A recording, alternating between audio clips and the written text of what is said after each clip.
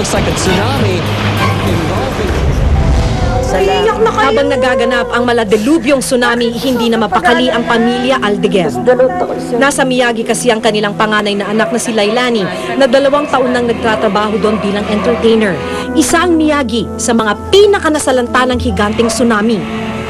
Sinabi niya nga lumilindol doon. Sabi ko, dito rin may balita. Sabi ko, mag-ingat ka dyan ha.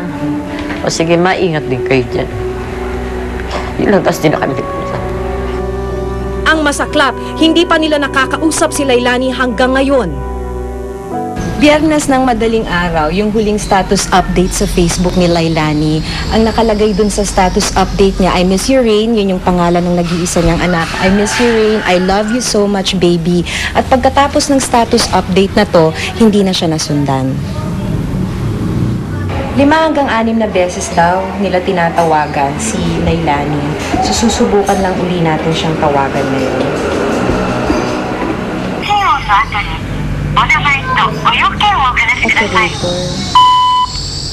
Pero makalipas ang ilang pagtatangka, bigo kaming makontak si Lailani. Kaibigan niya. So parang nagri-ring, pero operator din.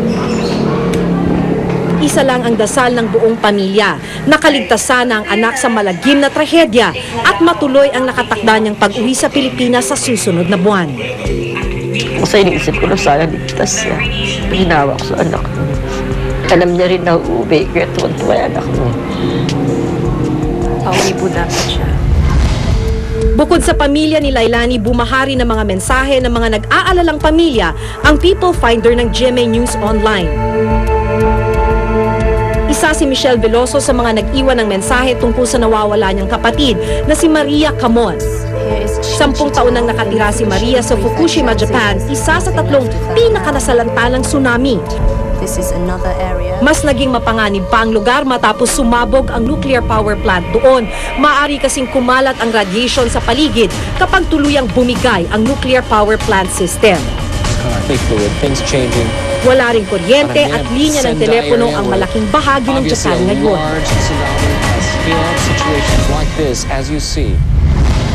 Mula sa impormasyong nakuha namin kay Michelle, natuntun namin ang kinaroroonan ni Maria. Nasa isang evacuation center siya sa Kawata, kasamang iba pang nakaligtas sa trahedya. Magandang tanghali. Kayo ba si Michelle? Hi, ako si Maki. Ikaw ba yung nag-iwan ng pangalan ng kapatid mo sa People Finder? Opo. Okay. Pangilang kapatid mo si Panganay po. Ano yung naramdaman ninyo nung nabalitaan yung okay na yung kapatid ninyo? Ano na po, okay na po. Nabulutan na po pati yung nanay ko ng maling dibdib niya kasi po umiiyak nga siya. Wala kaming balita talaga eh. Huling usap po namin, tapos yun, hindi na namin nakontak. Kaya masaya po ako yung tinawagan ako dahil sabi ko, ito paano makakausap na, matatawagan na. Trabaho niyo po yun. Mahirap man ang kalagayan ni Maria sa evacuation center, abot langit pa rin ang pasasalamat nila na nakaligtas siya mula sa malagim na trahedya. Pinapasabi daw po na okay na siya, kaso lang nandun pa rin daw yung takot. Yung sinabi daw po nalilindol na naman daw ho. Kayo natatakot pa ba? Opo. Lagi ko nga kami nagpipray. Talaga pong mayat-maya kami nanonood ng balita eh. Nabalot din ang pangamba maging ang mga mamamayan sa mga karatig na bansa. Naging critical kasi ang mga sumunod na oras matapos maganap ang tsunami. Tulad ng Japan, nasa tinatawag na Pacific Ring of Fire ang mga bansang Estados Unidos, Canada, Indonesia, Mexico, New Zealand at Pilipinas. Maraming active volcanoes kaya tinawag na Pacific Ring of Fire. Pangalawang naidudulot nito, habang sumusuksok yung bato, nagdudulot ng lindol at paminsan-minsan ang paggalaw ng lupa ay napapataas niya. Minsan, ang lindol nagdudulot din ng tsunami. Minsan nang pinatunayan ng kasaysayan na hindi rin ligtas ang Pilipinas mula sa higanteng mga alon. Agosto 1976 na maganap ang Moro Gulf earthquake na itinuturing na pinakamapinsalang lindol na humagupit sa Pilipinas.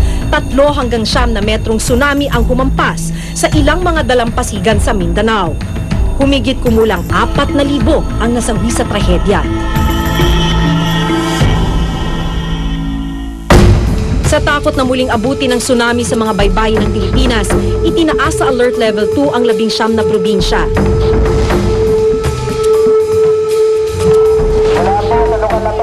ito, inilikas ang libu-libong pamilya sa Isabela, Aurora, Quezon at Camarines Norte. Nakapaloob kasi sa Alert Level 2 ng PhilVolks na kailangang lumikas ang mga residenteng nakatira malapit sa dagat. Kung wala't wala man po pating mangyari, ay mas mabuti na yung nag-iingat ang mga taong bayan. Po, siyempre po, takot na takot dahil po naalala ko na nagka-tsunami ng kaunti sa Calawag, Quezon nung naglindo ng 1866. Sa pagitan ng alas 6 hanggang alas 11 ng gabi noong Biyernes, 6 na lalawigan sa Pilipinas ang tinamaan ng maliliit na tsunami waves. Base sa instrumento, ay may taas na 20 cm hanggang 70 cm magmula North Luzon hanggang Mindanao. Meron ding mga naiulat na estimated na mga heights ng tsunami na napansin ng ibang mga tao. Merong mga 30 cm, merong nag-report na 1 metro. Sa kabila nito, tinanggal din ang tsunami alert level sa Pilipinas. Maswerte namang nakaligtas ang Pilipinas sa banta ng tsunami. Muling lumutang ang tanong kung handa na nga ba tayo sakaling muling humagupit ang higanteng mga alon. I hope I'm wrong, but my own estimate is if there are 2 million structures in Metro Manila, from the high-rise to the low-rise to the informal settlers, about 25%, that's 500,000, and 25%.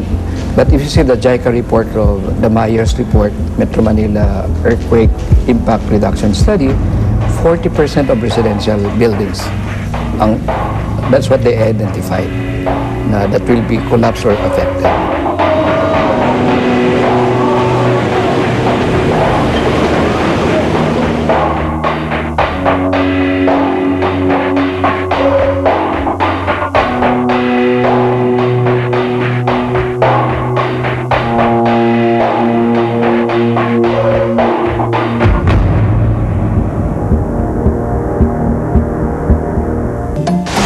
Ang ibig sabihin niya, kahit na paggagawa ng bahay, gumagalaw pa rin yung lupa sa ilalim.